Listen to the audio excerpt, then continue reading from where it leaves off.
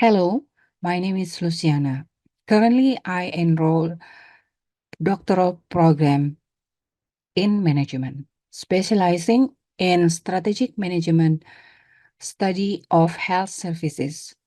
Although I have a background in healthcare, transitioning to higher education presents its challenges, particularly in areas like economics, business, and strategic management.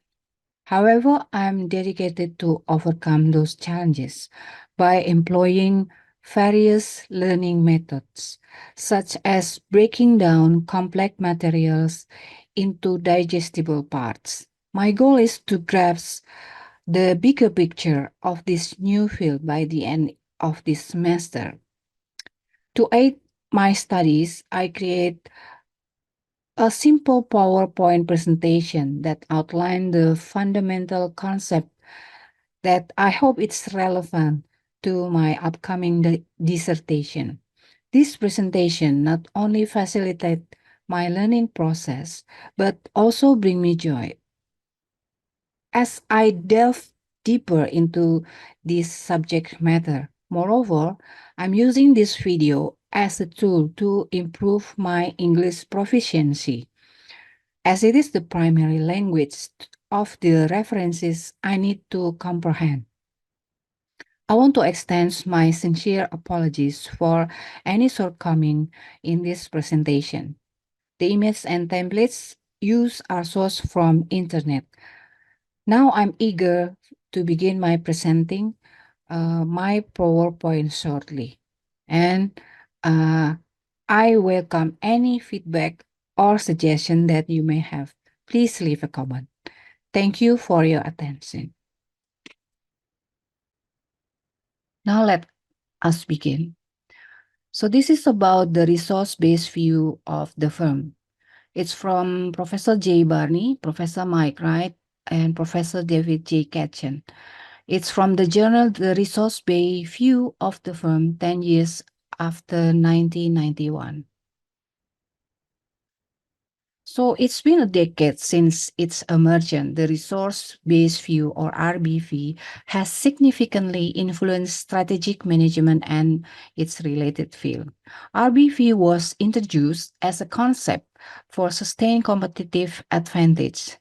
And Professor Barney argued that sustained competitive advantage derives from the resources and capabilities of firm controls that are valuable, rare, imperfectly inimitable, and not substitutable. These resources and capabilities can be viewed as a bundle of tangible and intangible assets, including a firm's management skill, organizational processes and routines, and the information and knowledge it's control. So this has an impact of widespread adoption, and also as has a debate over the past decade. So Professor Barney in a 1991 article was positioned relative to the structure, conduct, performance, or STP paradigm in economics. But in 2001, Professor Barney discusses the implication of linking RBV to the neoclassical and evolutionary economics, situating the RBV in relation to neoclassical microeconomic would have helped address the issue concerning whether or not equilibrium analysis can be applied in resource-based analysis, whether the RBV is tautological and identification of attributes of resources and capabilities that lead them to be inelastic in supplies. Positioning the RBV against evolutionary economics would have helped develop arguments concerning how routines and capabilities change over time. Professor Barney points out that all of these perspectives have been developed over the last decade and provide a body of related yet distinct resource-based theoretical tools that can be applied in different ways and in different contexts. So what is correlation RBV and transaction cost economics? From the journal in Mahoney 2001, when he revisited Carner's in 1991 paper, is to provide an alternative perspective on the similarities and distinction between RBV and transaction cost economics. He's questioning Carner's argument that the fundamental difference is that the former focuses on the specific inputs, while the latter focuses on the avoidance of opportunism. Mahoney argues that continue to develop the RBV with the assumption of no opportunism ignores key issues. With opportunism, the presence of the firm facilitates superior knowledge transplantation relative to the market because of the superior coding, better control of opportunistic behavior due to the authority relationship and superior information. So what about the managerial ranks models?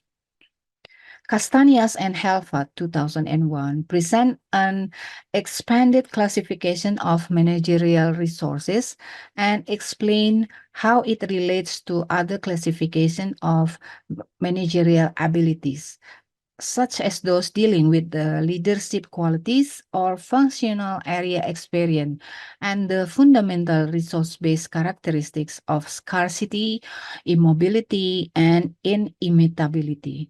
The implication of this model for firm performance, appropriability of rents from managerial resources, and incentivize for managers to generate rents are then analyzed.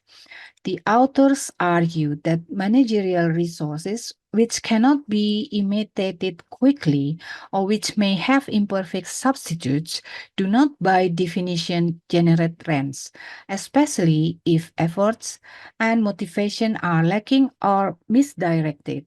They also suggested that the nature of managerial resources may need to change with the life cycle of the firm and the industry for rents to be generated.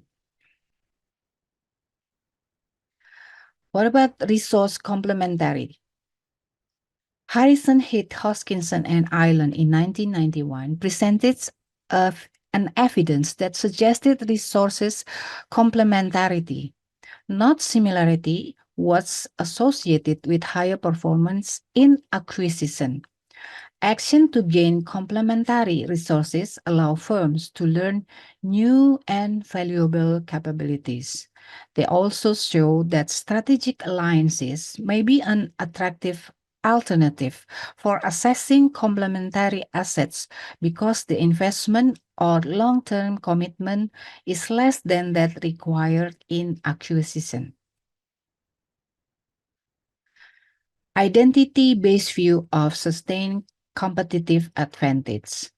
Fayol in 2001 challenges the idea that any specific core talent, no matter how unique, may lead to a sustainable competitive advantage. Fayol contends that in order to generate ever-changing transitory advantage in the current, more competitive market, businesses, talent, and resources, as well as how they employ them all, it must adapt continually.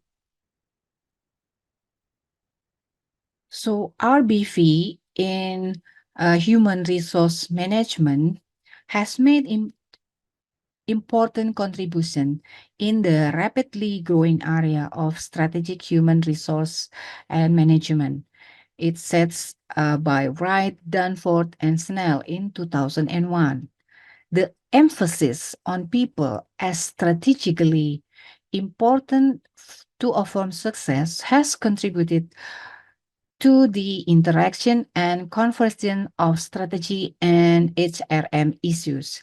There has been considerable debate over whether the HRM practices can provide sustainable competitive advantage. Individual HRM practices may be imitable, but HRM systems and routines which develop over time may be unique to a particular firm and contribute to the creation of specific human capital skill. So RBV in finance and economics, historically, there has been a strong link between the disciplines of strategy and economics. But as Lockett and Thompson's in 2001 show, explicit citation of key RBV papers have been low in mainstream economics journal. The consequences of path dependency on firm behavior builds implicitly on the ideas of the RBV to explain a number of different economic issues. And then Lockett and Thompson used the influence of path dependency as a unifying theme to examine patterns of diversification and entry, diversification and performance, corporate refocusing and exit, innovative activity by firms, and industry evolution in markets with rapidly evolving product as a future research that could explore RBV with those agency theory and dynamics theories. RBV in entrepreneurship. Alvarez and Busenitz in 2001 argued that RBV can theoretically inform and extend current research on entrepreneurship. They suggest that it is through the entrepreneurial process of cognition, discovery, understanding market opportunities, and coordinated knowledge that inputs become heterogeneous outputs.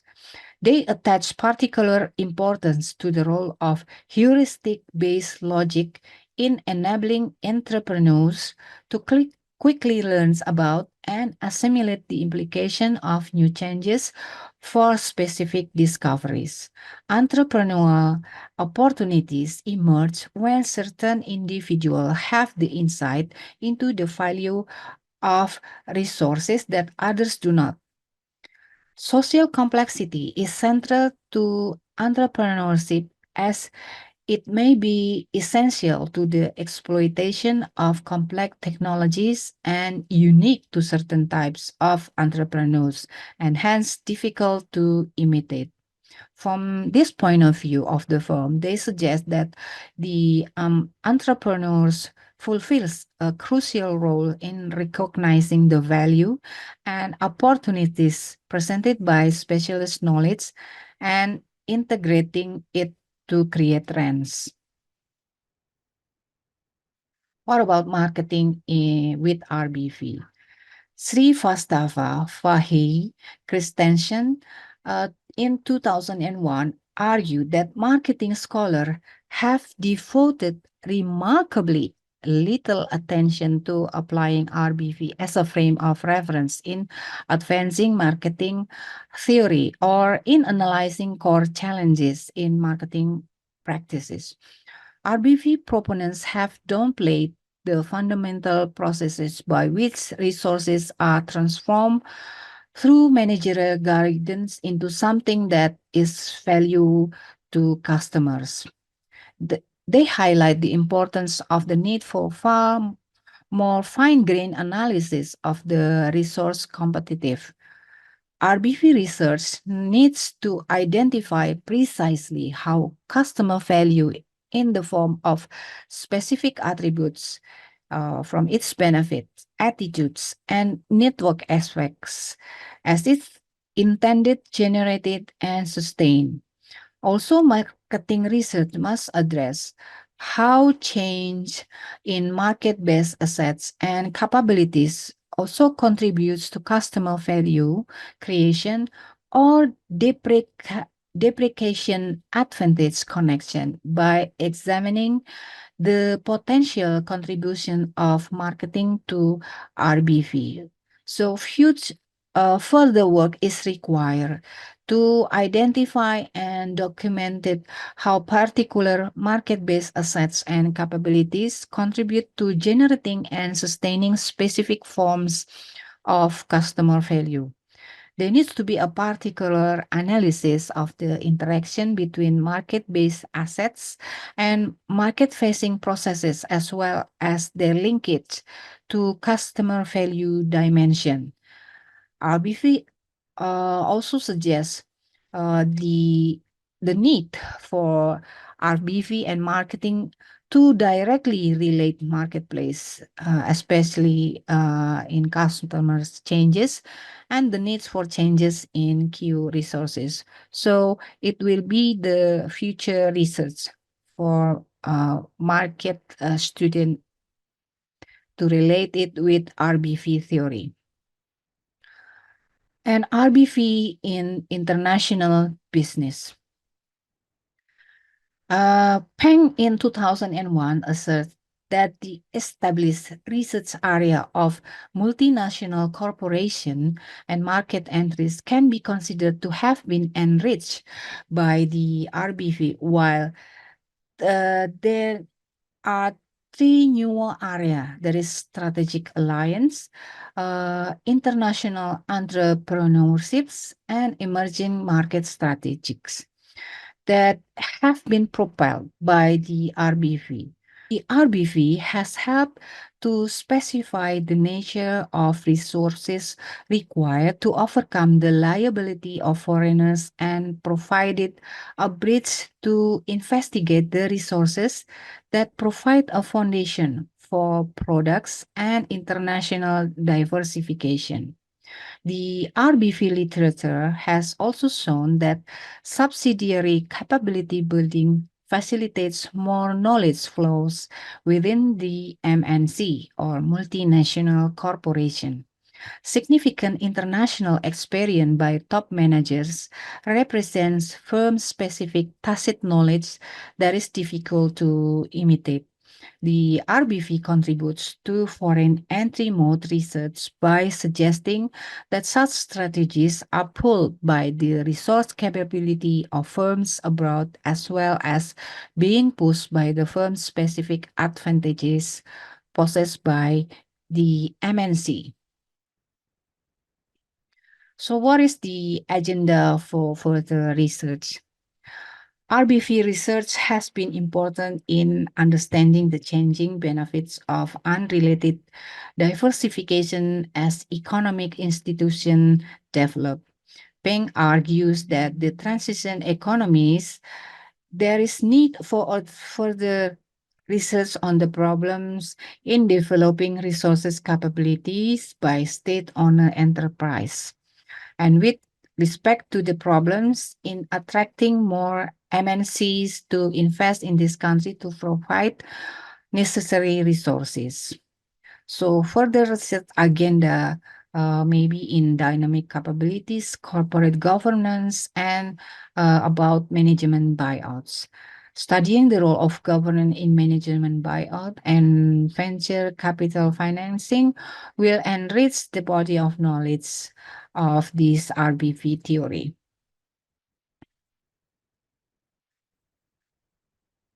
So with dynamic knowledge and capabilities, there is importance of interrelationship for the bridge between strategic management and HRM.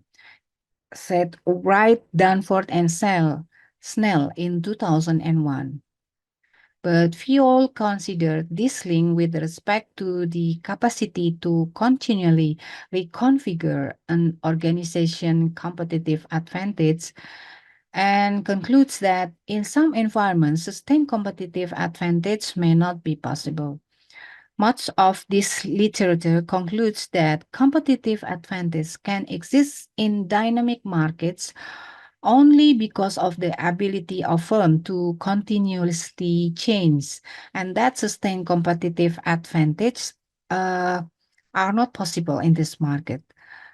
Some of these works seem to suggest that dynamic capabilities perspective on competitive advantage, it's contradict RBV, especially as it was developed in 1991 special issue. The ability to learn and the ability to change are likely to be among the most important capabilities that a firm can possess. Our understanding, the writer understanding of those capabilities is very limited. And thus, these capabilities and the way they can generate competitive advantage deserve a great deal of empirical attention. So what about corporate governance and RBV? The linkage between RBV and corporate governance appear to offer much promise for further research. Several contributors to this special issue identify such link. Castañas and Halfat in 2001 emphasized the importance of human capital argument vis-a-vis more traditional agency theory arguments concerning corporate governance. And Mahoney in 2001 argues that recognition of the problem of opportunism has important corporate governance implication because implementation of a strategy to achieve a sustained competitive advantage is unlikely to follow automatically. So that's Barney in 2001 said. Sustained competitive advantage is unlikely to follow automatically with the opportunism corporate governance implication. Governance choices may have a significant impact on how any rents created through the use of valuable, rare, costly to imitate, and non-substitutable resources are appropriated. Work in this area has just begun, said Koff in 1999. This early work suggests that the bargaining power of manager may mean that these stakeholders are able to appropriate or disproportionate share of the rents a firm is able to generate. What about management buyouts? Koff in 1999 suggested that where managers are unable to obtain a share of gains that reflect the contribution of their tacit knowledge, they may seek to undertake management buyout. Management buyout would give them a significant, if not majority, equity stake. And Castañas and Halfa 2001 also suggest that where managers are unable to gain adequate compensation for their skill, they may seek to take a firm private. Managers engaging in a buyout also need to agree on a valuation of the business at which existing shareholders will sell. There are many studies have indicated the nature of the mechanism used to value these kinds of transactions. Studies by Moneyguard et al. In 2000 and 2001. However, arriving at a valuation may be problematic when tacit knowledge of manager is significant. Outside shareholders are faced with severe asymmetric information problem, while managers are in possession of valuable private information. So this suggests the need for some form of contingent valuation mechanism. And research is required to examine the scope of such mechanism in buyout transaction involving greater or less tacit knowledge in the part of manager. This is to raises issues concerning valuation, the allocation of ownership stakes between management and venture capital firm, enhance potential future gains, and the need for monitors with specialist monitoring expertise. Manigard et al. In 2001 show that consistent with the RBV, venture capital firms with specialist skills can both add value as well as being better placed to control risk. Yet there remains some concern about whether the cap whether venture capital firms add value in the longer term through the non-financial assistance by Steer and Greenwood in 1995. So what about institutional environment in which a firm's operates may have an important impact on the strategies they pursue. It's by Oliver in 1991. And then Peng in 2001 emphasizes the importance of institutional factors in developing versus emerging market context with respect to the resources involved in internalization. Hoskinson, Eden, Lau, and Wright in 2000 identified the role of RBV in emerging economies. They identified the role of the RBV uh, in a former centrally planned economies. It attributes of firms that were resources under the previous regime, such as managerial skills and technology, may not fulfill this role in the transition to a market economy.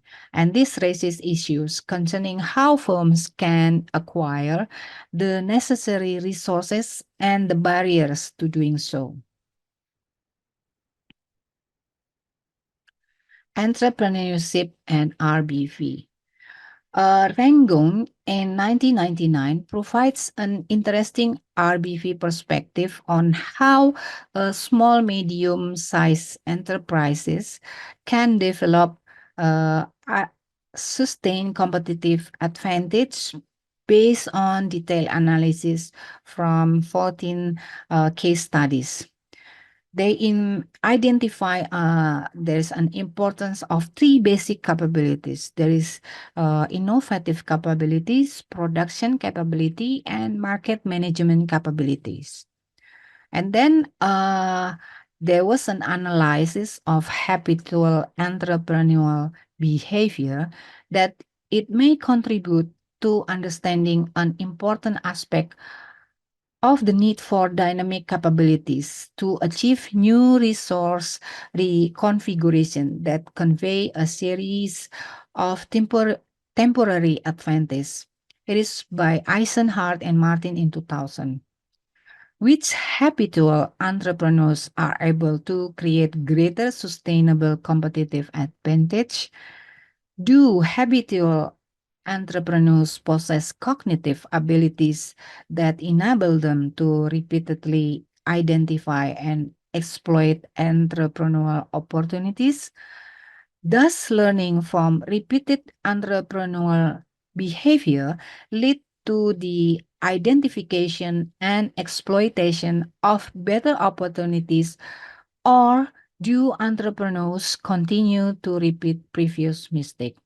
That are most the question that we can research for further research agenda. A further emerging dimension of the entrepreneurship area where the RBV may be applicable concern the transfer of technology from universities via spin-out firm. Some universities are considerably more successful at these processes than others, from Saint and Stewart forthcoming.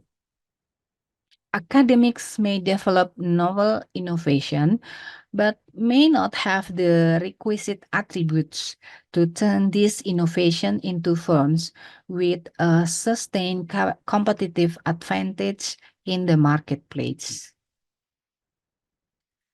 Organizational behavior and RBV.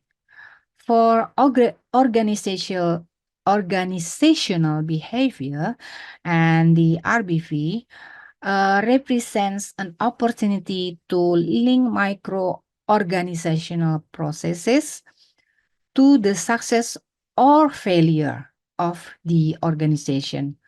While extend RBV research has effectively identified the effects of resources on outcomes, example from Combs, Katchen in 1999, Myler and Sansi in 1996, this research has made much less progress in describing how resources are developed. For example, investigation of organizational citizenship behavior focus on why some employees engage in action beyond their normal responsibilities to help the firm prosper. It's by Potsakov, McKenzie, Payne, and Bacharach in 2000.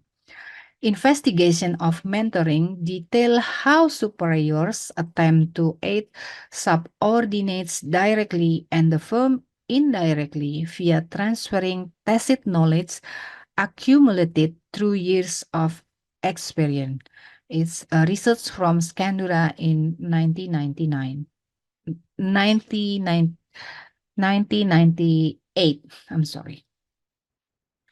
So what about ethics and corporate social responsibility?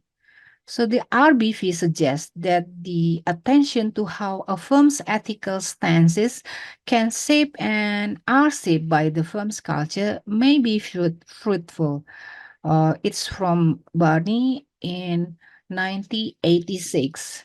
So Russo and Fouts in 1997 analyzed CSR from a RBV perspective and assert that the social performance of firm, especially in environmental performance, can constitute a source of competitive advantage, particularly in high growth industries. A uniquely ethical culture does not necessarily translate into financial success. Thus, further researchers might investigate the factors that differentiates between ethical culture that also generate sustained excellent performance.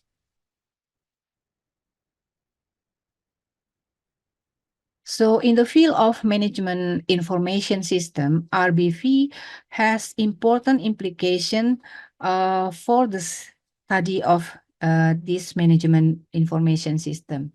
There is an increased academic attention on the issue whether or not a firm can gain a sustained competitive advantage through deploying the information ICT.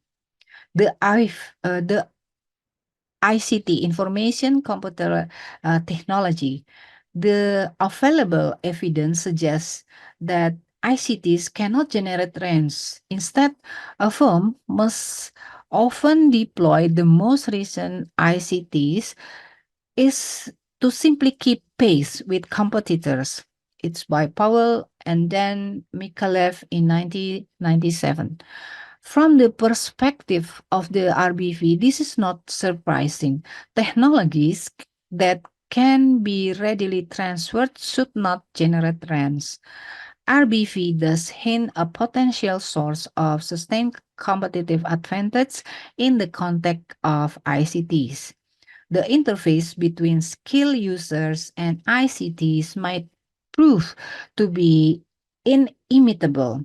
In other words, an organization highly proficient in translating computing power into knowledge might develop a substantial edge over less skilled competitor. So there has lead a debate on their role in ASEAN.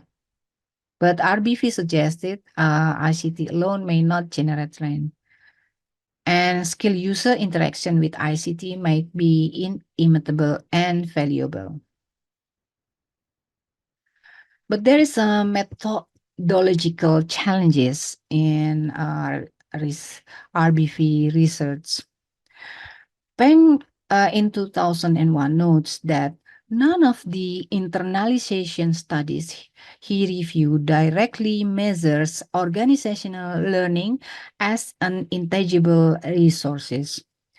And Wright et al. Point out that much of the research on the link between RBV and HRM's studies suffer from serious methodological shortcoming, pro- producing spurious relationship or even reverse causation. So uh, researchers have struggled to measure resources because many are intangible. Godfrey and Hill in 1995. So there are three approaches to assessing resources has a distinct strength. So writer encourage future scholars to craft studies incorporating multiple approaches uh, from Hoskinson in 1999 and Jick in 1979. For example, a qualitative study of an intangible resources could elicit a set of tangible indicators. A large-scale deductive investigation could subsequently examine a latent construct to ascertain importance of each indicator under various contingencies. But beyond potential value to research, there are practical implications of such studies. A second methodological area concern is the time periods of analysis. The notion of sustained competitive advantage strongly implies a need for longitudinal analysis involving both quantitative and qualitative approaches. So it's mixed methods. And Lockett and Thompson suggest that economics as a discipline might usefully make greater use of qualitative case study methodologies. Similarly, while human resources management researchers have made extensive use of quantitative analysis, ethnography and participant observation may be required to build models of how employees can constitute strategic resources. So, as I mentioned earlier, RBV across discipline uh, are much needed for more research to enrich an empirical studies concerning RBV of the firm.